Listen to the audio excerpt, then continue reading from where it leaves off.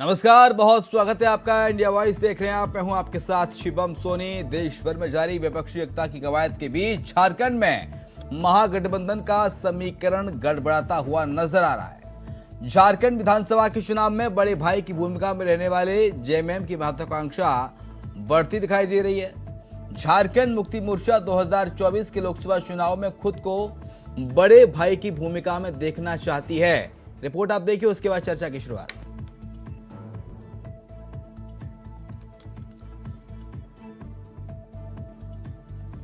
तो झारखंड में विपक्षी एकता क्या कामयाब हो पाएगी, कायम हो पाएगी?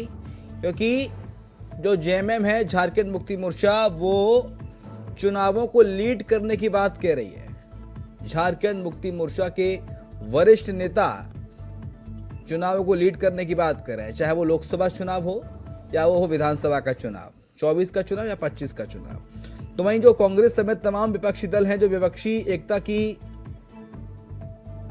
मिसाल कायम करना चाहते हैं, तो क्या ऐसे में विपक्षी एकता की मिसाल कायम कर पाना संभव है? क्या जेएमएम कांग्रेस 24 में साथ नजर आने वाली हैं? झारखंड में विपक्षी एकता क्या कामयाब हो पाएगी? ये ऐसे तमाम सवाल हैं जो बेहद मायने रखते हैं।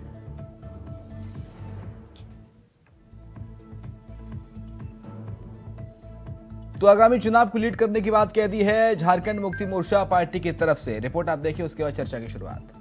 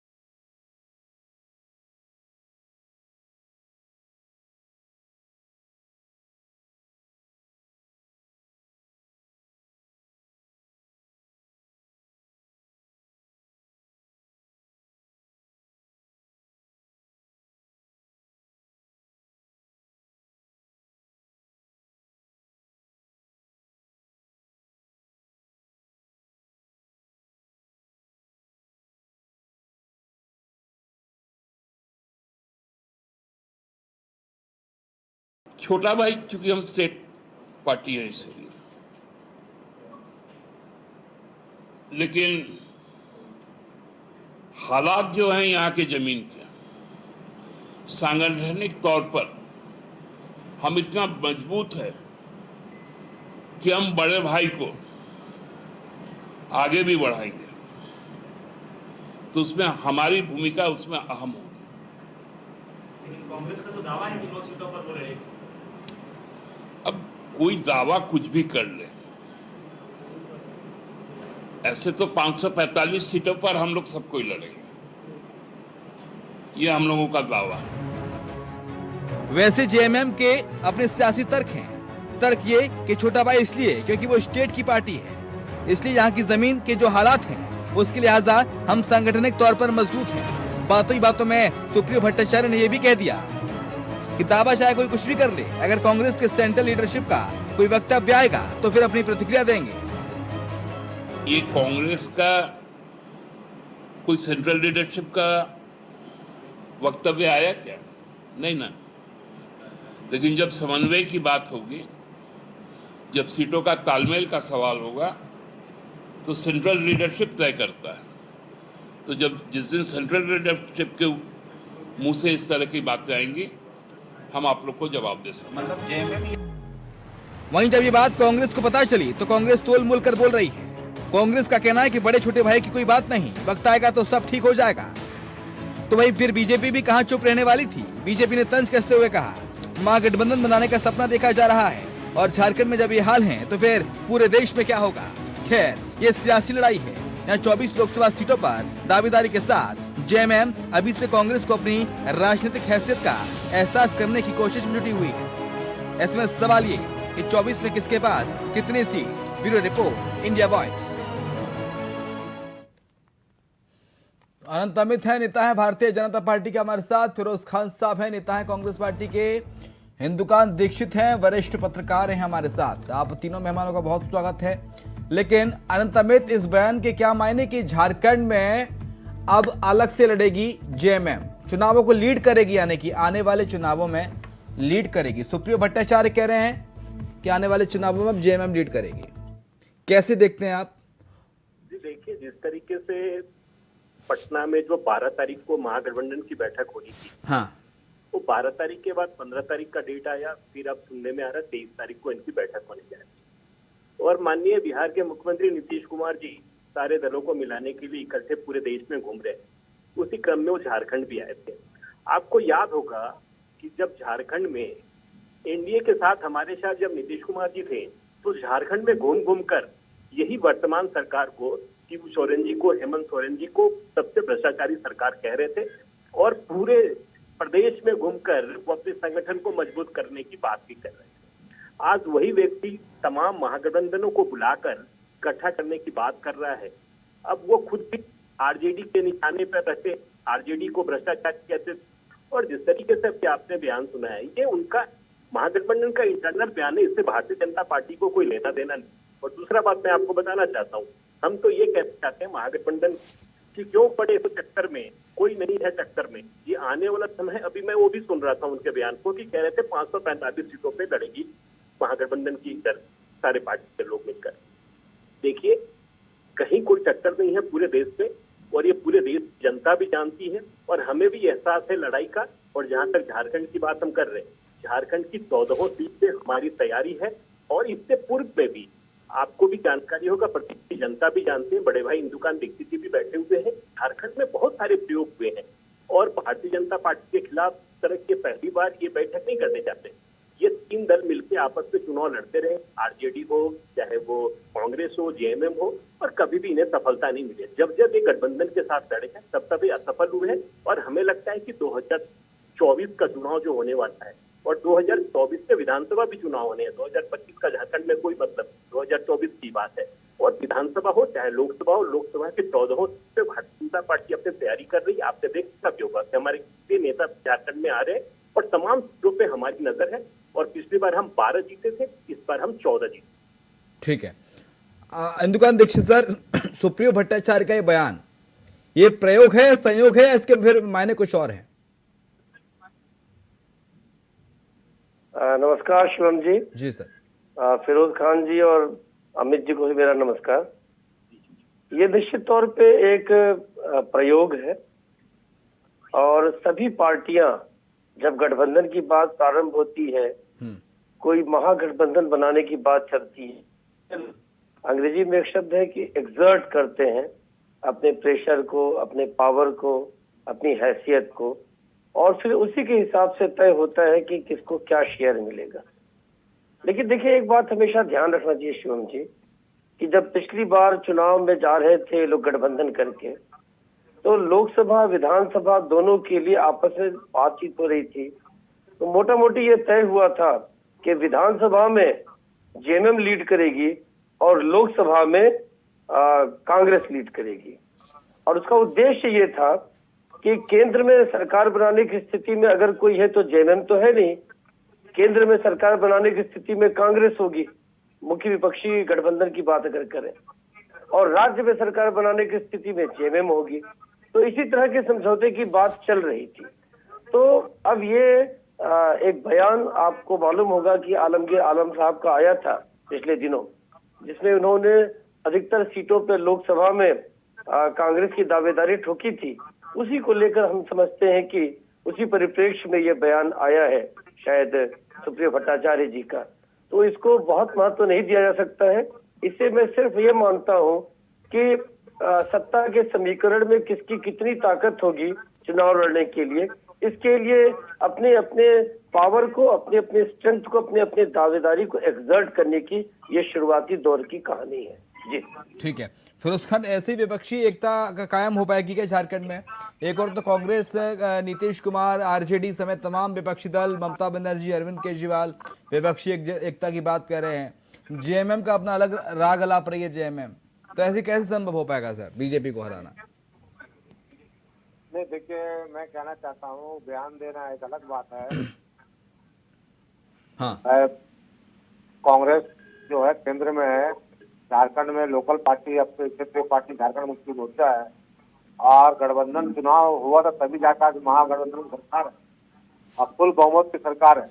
अगर एक दो सीट भी आधा ज्यादा या कम होता तो कब से भारतीय जनता पार्टी के लोग सरकार गिरा दिए होते। लेकिन यहाँ पर 50 सीट के आसपास हमारे महागठबंधन के पास है। 30 सीट है आपके जेएमएम के पास, 17 सीट है आपके कांग्रेस के पास, आरजेडी के पास 1 सीट है, और निर्दलीय हमारे साथ है। मिला जुला कर 50 का आंकड़ा आता है। अगर 40-41 होता तो कब से झारखंड में सरकार लोग गिरा दिए होते भारतीय जनता पार्टी के लोग। जिस दिन सरकार बनी है झारखंड में, भाजपा के लोग हर दिन सरकार गिरा रहे हैं हमारी, और अपनी सरकार बना रहे हैं। कभी पैसा देकर पकड़वा देते हैं, कभी ईडी के माध्यम से, कभी सीबीआई के माध्यम से, कभी कुछ न कुछ करते हैं ये लोग। लेकिन आप देख लीजिएगा जब चुनाव करीब आएगा, अभी सुप्रिया भट्टाचार्य जी का मैं भी बयान सुना था, उन्होंने कहा था भाई सही में कांग्रेस बड़ी पार्टी है, बड़ा भाई को रोल अदा करती है, लेकिन हम लीड करना चाहते हैं झारखंड में। झारखंड में लीड कांग्रेस जेएमएम कर ही रही है, तो उनके मुख्यमंत्री हैं झारखंड के मुक्ति मोर्चा के हेमंत सोरेन जी, महागठबंधन के 4 मंत्री हैं हमारे कांग्रेस के हैं, आलमगीर साहब है, बन्ना गुप्ता जी है, बादल पत्रलेख है, रामेश्वर उरांव जी है, 4 मंत्री हमारे हैं, बाकी सब तो उन्हीं के हैं। आप लीड कीजिए, विधानसभा में लीड कीजिएगा, सरकार हमेशा बनती रहेगी। अब मैं कड़वा सच कहना चाहता हूँ, झारखंड में खासकर अल्पसंख्यक और आदिवासी भाई और एक साथ वोट करते हैं, तब जाकर के कांग्रेस सरकार महागठबंधन सरकार बनी है। आप एनालिसिस कर लो, 55 से 60% लोग वोटर आता है, तब जाकर के आज इतनी बड़ी, आज आप दिखे हर जगह 50,000 60,000 वोट से लोग जीते हैं हमारे प्रत्याशी, जेएमएम को हो चाहे कांग्रेस को। आज कोल्हान से पूरा सुपड़ा खा, कोल्हान में पहली बार 2020 के बाद एक भी भारतीय जनता पार्टी का सीट नहीं आया है। 14 सीट है हमारे कोल्हान में, 14 को 14 में बीजेपी शून्य है, कहीं पर एक सीट भी नहीं है। इसलिए कि समीकरण बना, गठबंधन बना, अच्छा गठबंधन होगा तो भारतीय जनता पार्टी पूरे देश से साफ होगी। और मैं कहना चाहता हूँ, आहिस्ता आहिस्ता समय बदल रहा है। अभी हम लोग कर्नाटक जीते हैं, राजस्थान जीतेंगे, मध्य प्रदेश जीतेंगे, छत्तीसगढ़ जीतेंगे, उसके बाद अपने आप पूरा माहौल बन जाएगा देश में, और राहुल गांधी जी देश के प्रधानमंत्री बनेंगे। आप ये कहना चाह रहे हैं कि जेएमएम स्थानीय पार्टी है, क्षेत्रीय पार्टी है, फिर उसका आप कहना चाह रहे हैं कि जेएमएम स्थानीय पार्टी है, क्षेत्रीय पार्टी, वो नेतृत्व करेगी, कांग्रेस को कोई दिक्कत नहीं है?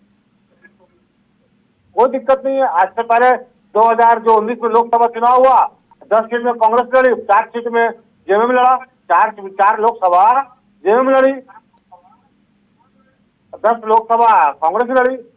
उसी हिसाब से उसका 6 महीना बाद जेएमएम, 6 महीना बाद विधानसभा चुनाव आता है, 25 सीट पर हम लोग लड़े, बाकी सीट पर अपना कांग्रेस जेएमएम लड़ी है।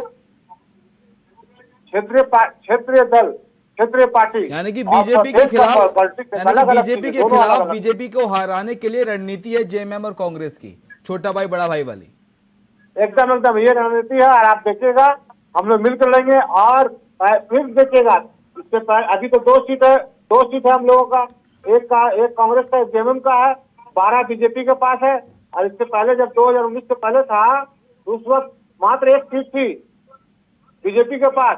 इस बार लोकसभा में वैसी होगा, पूरा झारखंड से 14 को 14 सीट महागठबंधन जीतेगी, कांग्रेस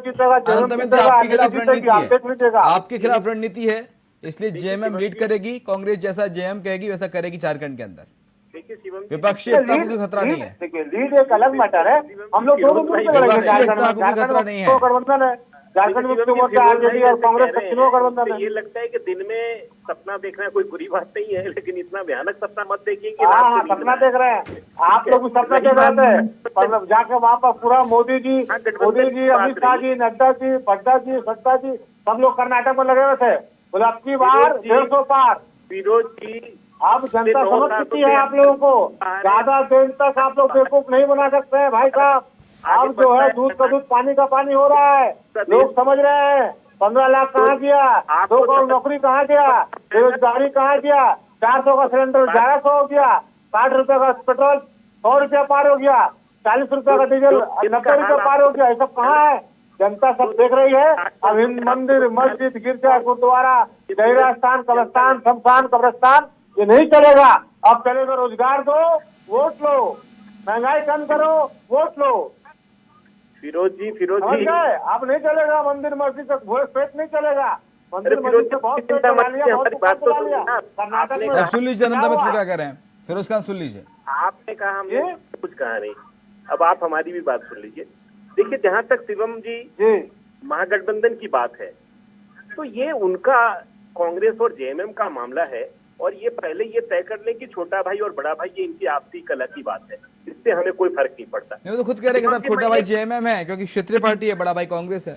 हाँ, शिवम जी, मैं महत्वपूर्ण बात ये कहना चाहता हूँ कि जो ये भाजपा वाले लोग बात बनाने में बहुत आगे हैं, इनसे बात बनाने में कोई सुन तो लीजिए फिरोज खान, प्लीज सुन लीजिए उनको। आप बोले, उन्होंने बीच में इंटरप्ट नहीं किया ना।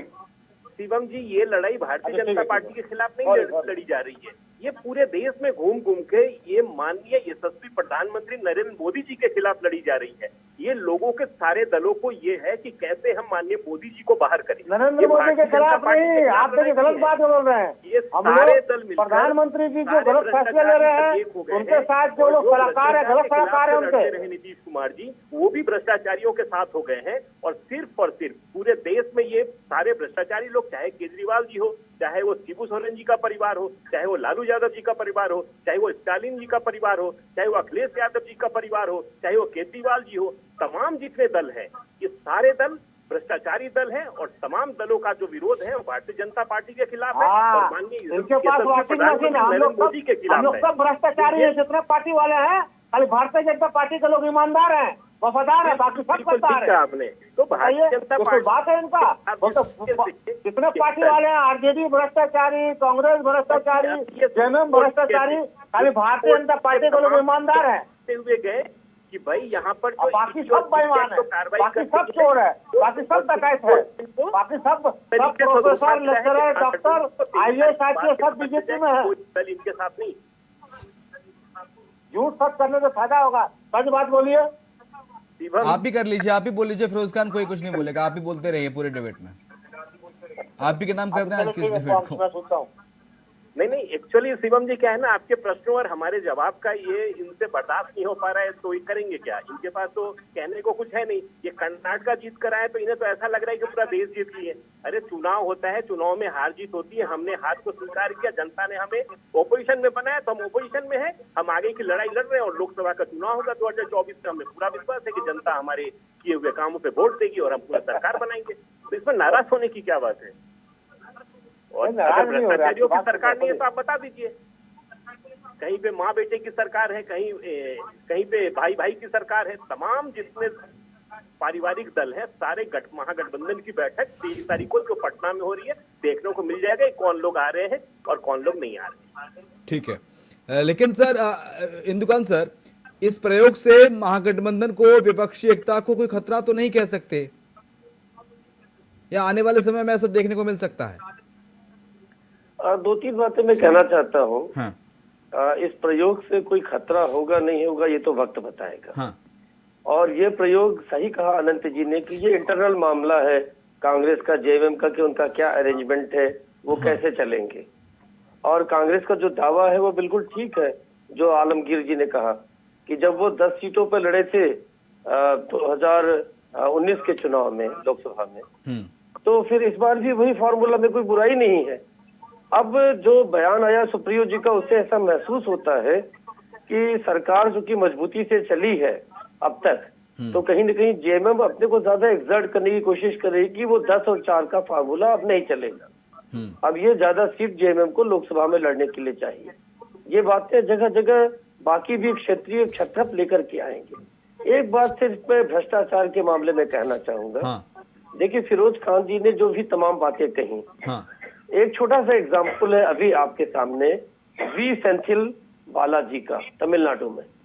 जिस तरह से सेंथिल को ईडी ने गिरफ्तार किया 2 दिन पहले, वो किस तरह से वो चीख रहे थे, चिल्ला रहे थे कि अरे मैं तो मर गया, हमें बचा लो, ये कर लो, गाड़ी में लौट रहे थे, लग रहा था कि कोई मिनिस्टर है, ऐसा लगता था किसी बच्चे से कोई खिलौना छीन लिया गया हो और बच्चा लोट लोट के जमीन पर रो रहा हो माता पिता से कि हमारा खिलौना दे दो। और मजे की बात देखिए कि सारे पार्टियों ने पूरे देश में एक सुर से, जो भाजपा के विरोध में है, उन्होंने इस गिरफ्तारी की निंदा की। अब 1 मिनट के लिए इसका बैकग्राउंड देखिए। फिरोज खान साहब को शायद जरूर पता होगा कि इसी सेंथिल को गिरफ्तार करने के लिए इनके खिलाफ प्राथमिकी दर्ज कराने वाले इनकी गिरफ्तारी की मांग करने वाले वहां के सत्ताधारी स्टालिन की पार्टी डीएमके थी, और ये 2011 से 15 तक एआईडीएमके के मंत्री थे। उस समय इनके खिलाफ इस मामले को, जिस मामले में गिरफ्तारी उनकी 2 दिन पहले हुई है, डीएमके ने आंदोलन किया था और वो मामला दर्ज हुआ, चार्जशीट फाइल हुआ, गिरफ्तारी होना था।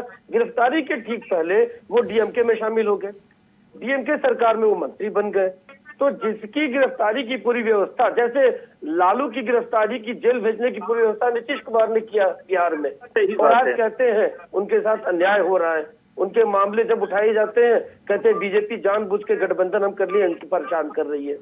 तो सेम सेंथिल का मामला डीएमके ने दर्ज कराया, आज ईडी ने गिरफ्तारी की उसी के चार्जशीट के आधार पे आगे की कार्रवाई करके। तो वही डीएमके निंदा कर रही है, कांग्रेस, नीतीश, सभी लोग कह रहे हैं कि ये चुन चुन कर परेशान किया जा रहा है। अब आप स्वयं सोचिए शिवम कि ये चुन चुन कर परेशान करना है या चुन चुन करके भ्रष्टाचारियों को बचाने का, राग अलापने का मामला है। इससे ज्यादा खुली किताब भ्रष्टाचार की कोई हो नहीं सकती है, और इस पर भी एकजुटता सो कॉल्ड विपक्ष में, तो आप समझ सकते हैं कि कौन भ्रष्टाचार में कितना मग्न है, कितना डूबा है। एकदम सही बात कही हिंदुस्तान सर आपने। लेकिन फिरोज खान, लीड चाहे चुनावों को छोटा भाई करे बड़ा भाई करे, लेकिन जो भ्रष्टाचार के आरोप हैं, तो ईडी, सीबीआई, आईटी की जांच चल रही है, इन आरोपों को अपने सर पर कौन लेगा, छोटा भाई या बड़ा भाई?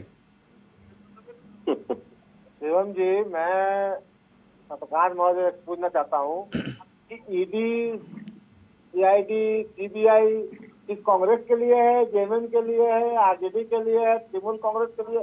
बीजेपी वाला को एक भी ईडी का नोटिस दिया क्या आज तक? एक से एक भ्रष्टाचारी लोग भारतीय जनता पार्टी के बैठे हुए झारखंड में, लेकिन वहां तो नहीं जाएगी ईडी। ईडी की केंद्र सरकार के अधीन काम करती है, केंद्र सरकार के इशारे में काम करती है सीबीआई, ईडी। आप बताइए कि अभी 3.5 साल झारखंड की सरकार को हो गए, हर महीना कोई ना कोई ईडी, सीआईडी, सीबीआई। अभी राज्यपाल जी बोलते हैं कि मेरे पास कितनी एटम बम रखा हुआ, हम खोल देंगे तो फट जाएगा, पूरा झारखंड का सरकार खत्म हो जाएगा। अब हेमंत सोरेन गिरफ्तार होंगे, कल गिरफ्तार होंगे, परसों होंगे, नरसों होंगे, वो विधायक, वो मंत्री। मैं कहना चाहता हूँ यहाँ पर भारतीय जनता पार्टी के एक हमारे गोड्डा के सांसद है निशिकांत दुबे जी, उनको सीबीआई का भी, ईडी का भी, सीआईडी का भी डायरेक्टर बना देना चाहिए। उनके पास पूरा झारखंड का लेखा जोखा रखा हुआ है, किसके पास कितना पैसा है, किसके पास क्या, वो हमेशा कुछ न कुछ वीडियो लाते हैं, वो कुछ उनके पास कहाँ से आता है भैया वीडियो? मैं कहना चाहता हूँ ईडी कार्रवाई करे, लेकिन सबके ऊपर कार्रवाई करे ना, है? हमारे दो की सरकार चल रही है पूरा देश में, खाली बेवकूफ बनाने का काम। भारतीय जनता पार्टी के लोगों से मैं बहुत कुछ सीख रहा हूँ। वो इतना प्यार से झूठ बोलते हैं कि सामने वाला आदमी सच समझ लेता है। वो भारतीय जनता पार्टी के लोगों को पीएचडी हासिल है झूठ बोलने में, उन लोगों वकालत किया है झूठ बोलने में, प्रोफेसर है झूठ बोलने में, लेक्चरर है झूठ बोलने में। उनसे मैं झूठ बोलना सीखने की कोशिश कर रहा हूँ, लेकिन हम लोग ईमानदार लोग हैं, मैं सीख नहीं पा रहा हूँ। ठीक है, अनंत अमित जी जवाब दीजिए। बताइए, मैं गलत कर रहा हूँ, बताइए। कांग्रेस को पत्रकार भाई मेरे हंस रहे हैं मेरी बात सुनकर। आज तक एक भी नाम बता दीजिए ईडी वाले ने बीजेपी के पास। तो सेना की जमीन घोटाला सर आप ही की सरकार में हुआ था ना? भ्रष्टाचारी खनन घोटाला किसकी सरकार में हुआ फिरोज खान? सेना की जमीन घोटाला किसकी सरकार में हुआ? तृणमूल कांग्रेस का भ्रष्टाचार भी था वहाँ पर, क्या बनर्जी थे, वो गए जब तक तृणमूल में बंगाल चले गए, झारखंड में रहे ना। भ्रष्टाचारी, बहुत बड़ा सीएम घोटाला, बहुत बड़ा चिटफंड घोटाला, जैसे ठीक है, समय इतना ही हमारे पास। बहुत शुक्रिया आपका फिरोज खान, आपका शुक्रिया दुकान सर। अनंत अमित सर आपका शुक्रिया चर्चा में शरीक होने के लिए। और इसी के साथ हमारी इस खास पेशकश पूछताछ झारखंड में इतना है।